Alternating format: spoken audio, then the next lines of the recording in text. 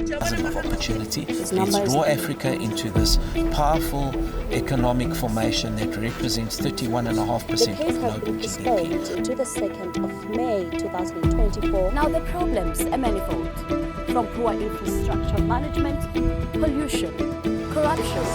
The Rasiva Local Municipality, trying to understand the arrangement with the mine that provides water for the people of Madikokwa.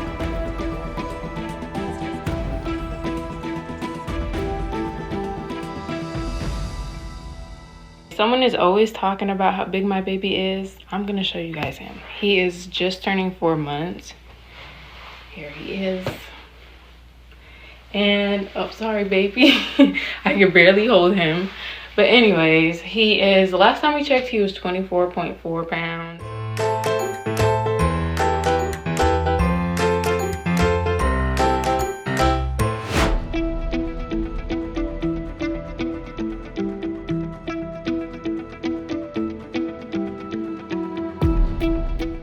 Hello and welcome to our investigative show, BRICS Plus Compare, where each week we look at different topics and how each BRICS Plus country is dealing with it. I am Inkam Sileni and it's a pleasure to be with you. A big chubby baby has traditionally meant that the child is healthy, but recent studies show that it could mean some underlying issues are threatening its health and development. In 2022, an estimated 37 million children under the age of 5 years old were overweight across the globe. Once considered a high-income problem, obesity is now on the rise in developing countries. In Africa, the number of overweight children under 5 has increased by nearly 23% in the last 4 years. That's according to the World Health Organization. Today is World Obesity Day, and I have one message for you.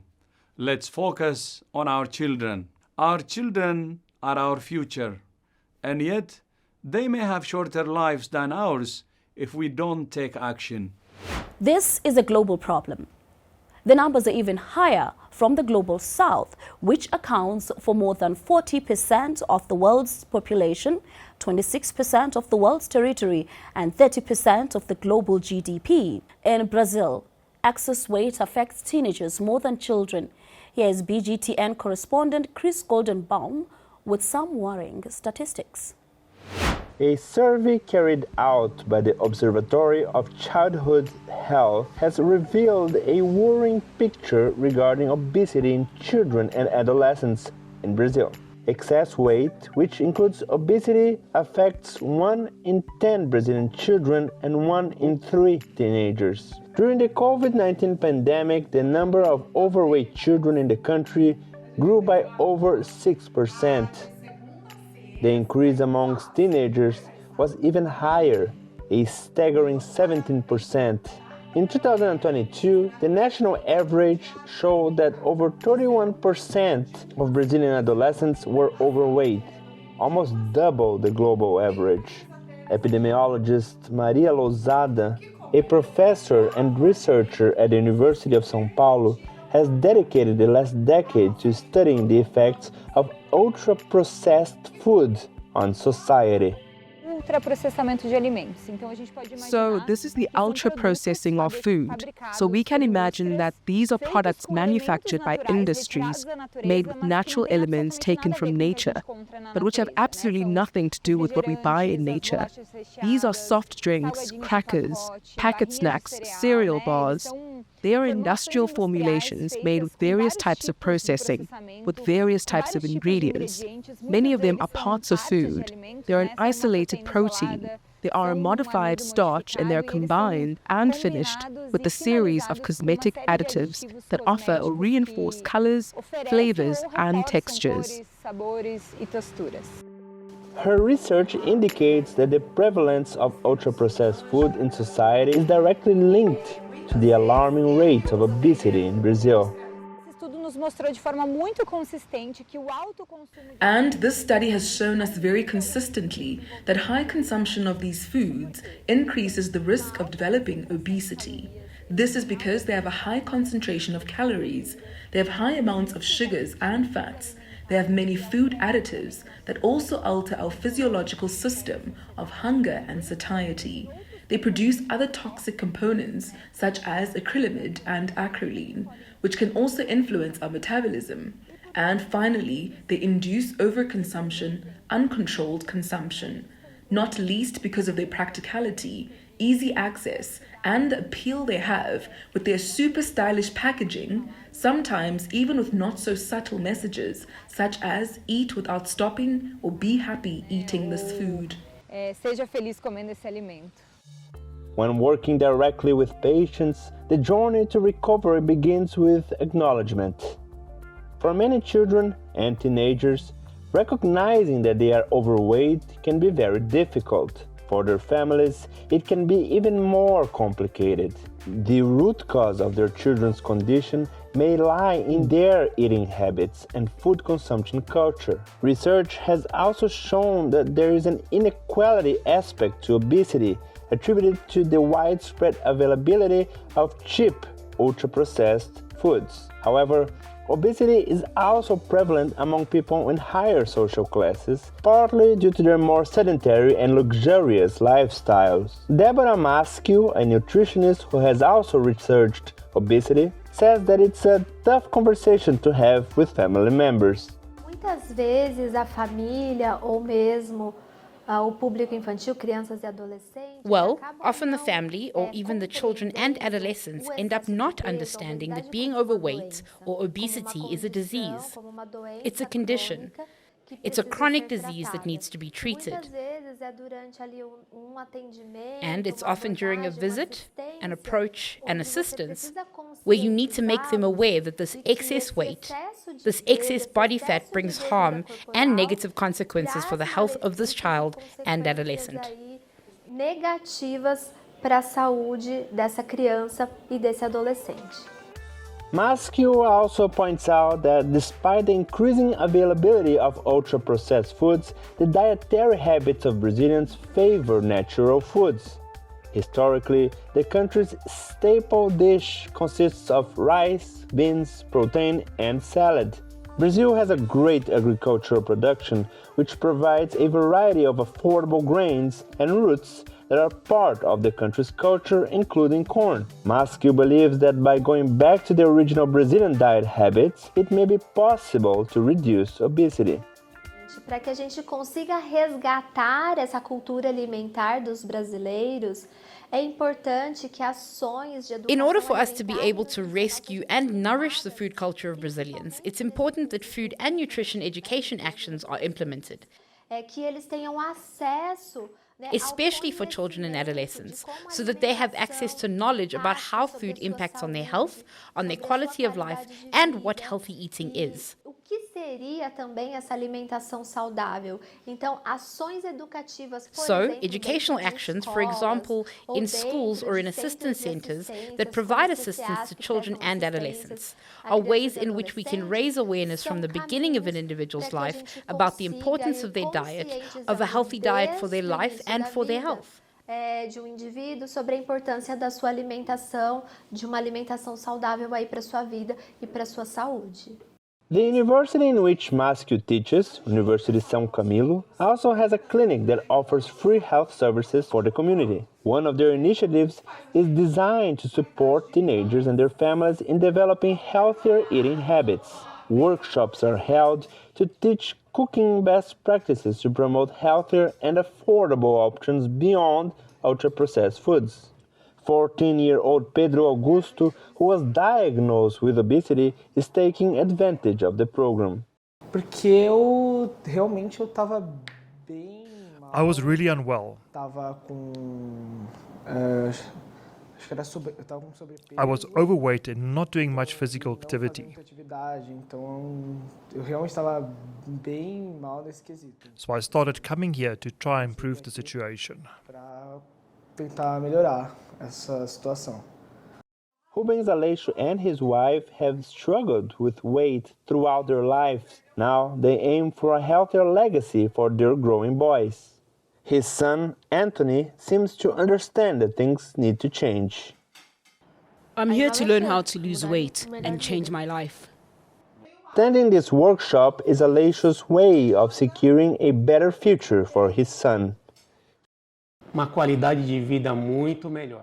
A much better quality of life for him. That's what I hope for and what I'm striving for, because I don't want him to go through what I'm going through today. In fact, all I'm going through today is because of the lack of information from my parents.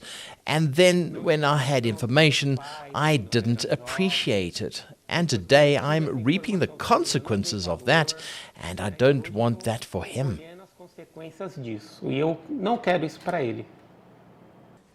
Experts Maria Lousada and Deborah Masco predict that this crisis will worsen due to the sedentary lifestyle of children and the abundance of ultra-processed foods. There have been efforts to improve consumer education in Brazil. Recently, the government introduced a new basic food basket that excludes ultra-processed foods. Also, a new law has mandated updated labeling requirements that clearly indicate the types of ingredients present in each product. It's left to initiatives such as these and projects like this workshop to improve the lives and futures of kids like Pedro and Anthony. Economic growth in the global south, it's always positive. However, every action has a reaction. Brazil went from hunger to child obesity. Now, the challenge is to bring such development also to diet habits. Chris Goldman, BGTN, São Paulo, Brazil. A World Obesity Atlas predicts that more than 186 million children between the ages of 5 and 19 years in BRICS Plus countries will be obese by the year 2030. And up next, the consumption of meat, oil and sugar is on the rise in China for both urban and rural residents, with some startling statistics.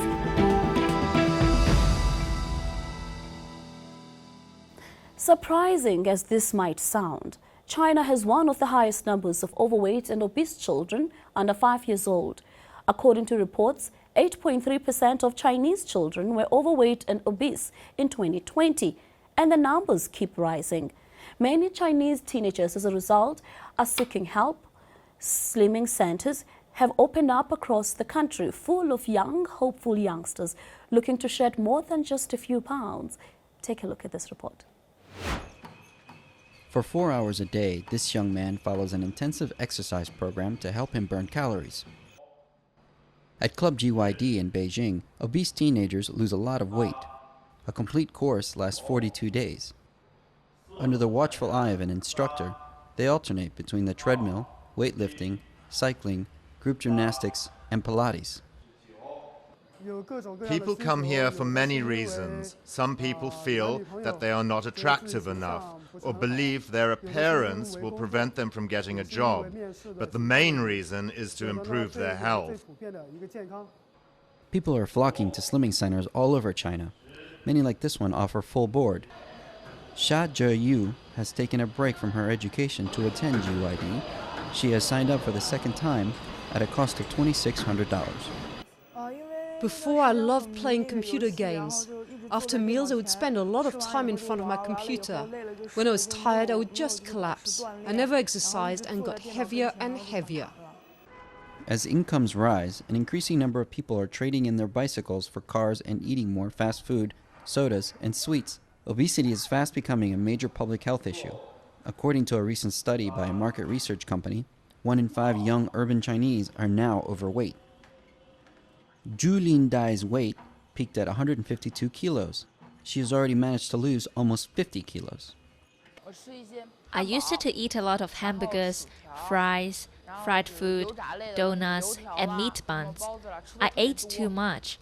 Thanks to the food here, I feel better and my health has improved. She and her course mates eat meals together. Their diet is mainly based on beans, rice, tofu, soup, but no dessert. The food they eat at home often has too many calories. Here we stay away from foods high in calorie content. We mainly serve vegetables and fruits, which have a lot of fiber. Reliable statistics on success rates are not available, but the owners here say many attendees manage to keep the weight off, provided they eat properly and exercise. But those who don't often come back for another course. You're watching BRICS Plus Compare, and our topic today is childhood obesity, a growing concern across the BRICS Plus world. We look now at South Africa, where obesity is recognized as a public health crisis, with 13% of South African children under 5 years old living with obesity. The government signed up to reduce that figure to 10% by 2020. This was in line with the World Health Organization's recommendations for ending childhood obesity goals. BGTN's Lebo Masike filed this report. 1 in 10 children under the age of 5 is affected by childhood obesity in South Africa. Approximately 13% of South Africa's children under 5 years are overweight, more than double the global average. Highly processed and unhealthy foods have become increasingly accessible and affordable over the last 30 years, leading to a global increase in weight issues and obesity, especially in the poorest and most vulnerable. In a world where screens often overshadow playgrounds and fast food seems faster than home-cooked meals, childhood obesity has become more than just about numbers. It is a pressing reality. With a mission centered on empowering individuals and communities to embrace a healthier lifestyle, Healthy Living Alliance has innovative solutions and impactful initiatives in place. I think we have to go back to the basics.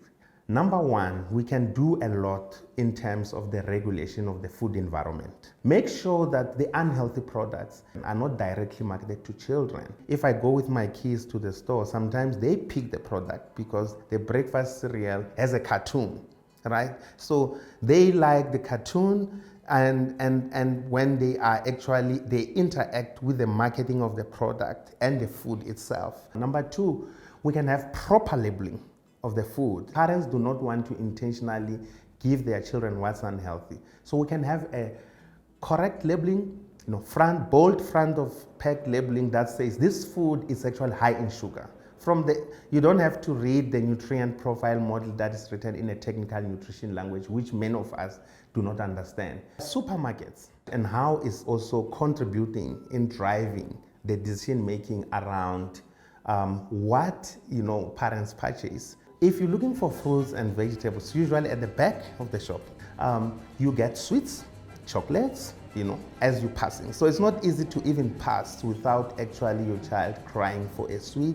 So supermarket can redesign, the way in which the shop is set up, the supermarkets are set up, and make sure that places where children are, they are limited and less exposure to unhealthy food and unhealthy products. South African soda lovers will have to brace themselves financially, as a new sugar tax is set to hit their favorite drinks. The sugar tax is a very important tool. Evidence is showing us that when the tax was implemented, up to 50%, half of the population had reduced the consumption of the sugar-sweetened beverage. It is clear this issue transcends mere numbers on a scale. Let us continue this journey together, embracing healthier habits, fostering positive environments, and advocating for policies that prioritize children's well-being. I'm Lebo Masike in South Africa. A study published in 2022 by the Wits University of Johannesburg indicated an upward trend in the number of obese children between 5 and 19 years old. The report also revealed that obesity is costing South Africa's health system $1.9 billion. We look now at India, where a booming economy has led to greater disposable income. But at the same time, this has caused a spike in so-called Western lifestyle diseases like obesity and diabetes. It's affecting the affluent and it's costing money and lives. Food, it's India's favorite pastime, and here on Mumbai's Chowpatty beach, the nation's love of tasty, full-fat cuisine is everywhere. All over the world, except India, people love bland food, means less spicy food. They love the boiled food and all, for the nutrition. But the Indian people are less far concerning regarding nutrition. They first focus on the spice of the food, the taste. Many Indians in big cities now have more money than ever to spend on food, thanks to the booming economy. But doctors warn there's a dire cost. Obesity is rising, and so is type 2 diabetes, a condition in which cells fail to use insulin properly, giving rise to high blood sugar. The metabolic disease is becoming increasingly common among children. Currently, we have 51 million diabetics in India, and it is going to increase by almost 150% over next 20 years or so.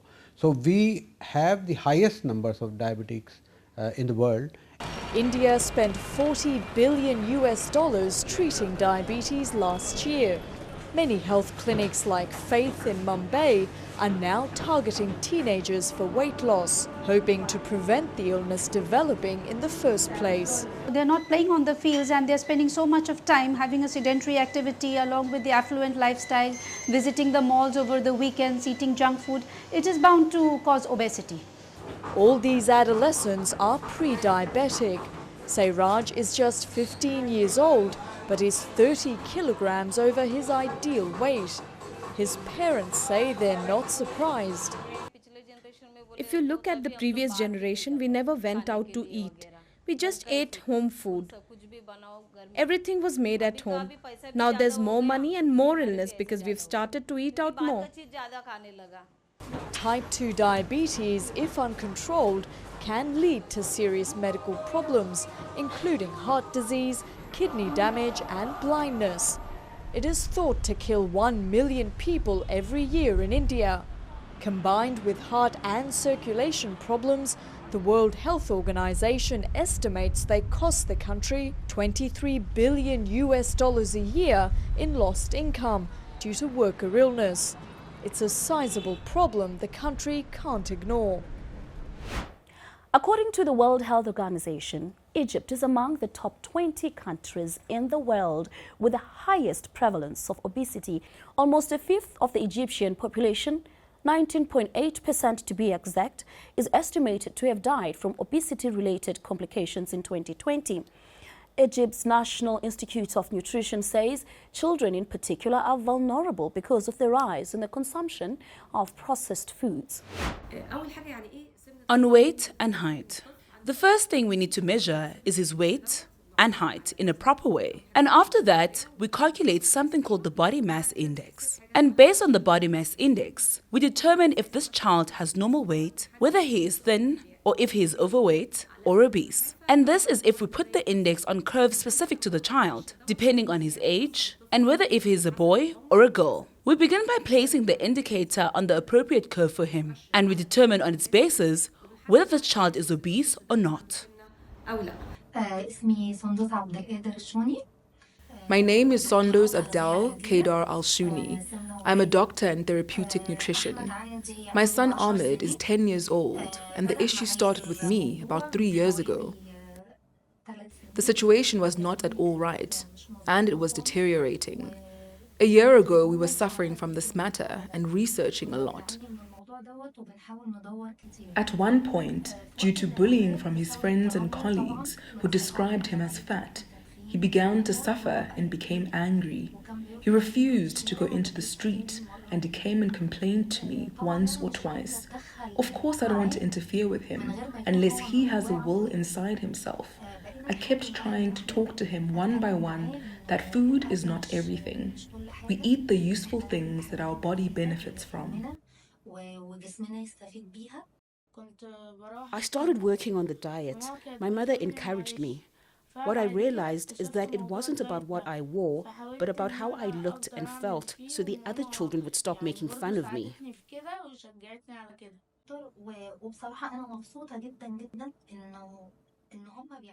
Frankly, I'm very, very happy that the state is running campaigns for things like this. I also remember awareness about cancer and awareness about diabetes. Awareness of these things is important, and people are not aware of them. So there are many people who eat and do not care. When they discover that they have a chronic disease, they begin the journey of searching for treatment, and this is not right. When the state comes and works hard and does something like this, this is something that the state will of course respect. It is enough that they care about people's health. Welcome back. So what is the number one contributor to childhood obesity? Has food quality deteriorated? Are people today more addicted to carbohydrates than our parents and grandparents were? I am joined now by Gudani Mukoma from Africa Center for Obesity Prevention. Thank you so much for joining us, Gudani. Now, when did you start noticing the threat that's posed by obesity on health? Thank you so much for the invite, Inga. I'm glad to be here to share this very interesting information with you and the viewers. My main worry was the issue that in our country, South Africa, we have an issue of, health inequality. So access to healthcare is not particularly, for everyone. So we would find that people in rural-based settings have a challenge of accessing healthcare. People in the rural areas are obese. Their challenge is that they won't be able to access healthcare as quickly as they would with people who are living in urban areas. So in a way, because obesity is associated with so many other chronic conditions such as diabetes, hypertension, cardiovascular disease, and mental health issues, if we are not screening them earlier on, it will be very hard for us to actually prevent all these other resultant ailments that comes with it. So hence, there's a need for us to, start prevention programs that promote early detection as well as, introducing lifestyle behavioral strategies that would actually prevent obesity from, becoming a big burden.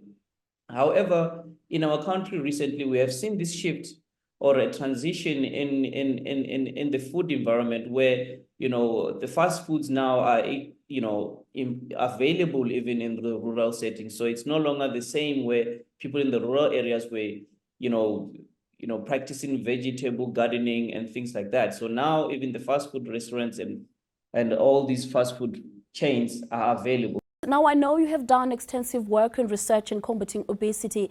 Can you share, based on your studies, the leading cause of obesity in children?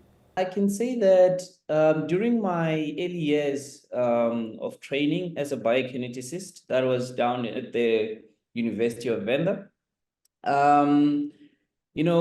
my clinical practice involved us screening for a number of non-communicable diseases, and obesity was one of the most prevalent that was arising. So that really, sparked my interest to actually want to understand what is it about obesity, what sort of impact is it having on people's lives, and how can we actually prevent it? Yes, so some experts believe that the use of mobile devices is contributing to the lack of activity among children. What can be done, and who is responsible for making sure that the child remains physically active?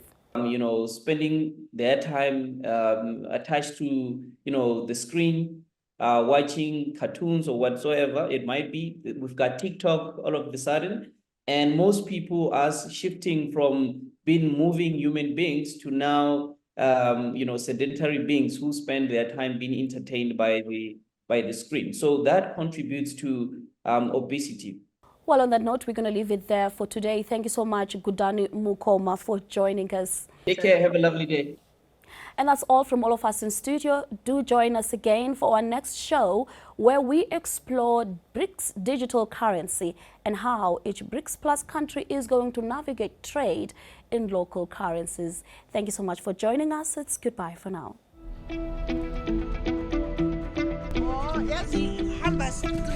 Chasm of opportunity. It's draw Africa into this powerful economic formation that represents 31.5% of global GDP. To the 2nd of May 2024. Now the problems are manifold, from poor infrastructure management, pollution, corruption, the Russell municipality, trying to understand the arrangement with the mine that provides water for the people of Madikokwa.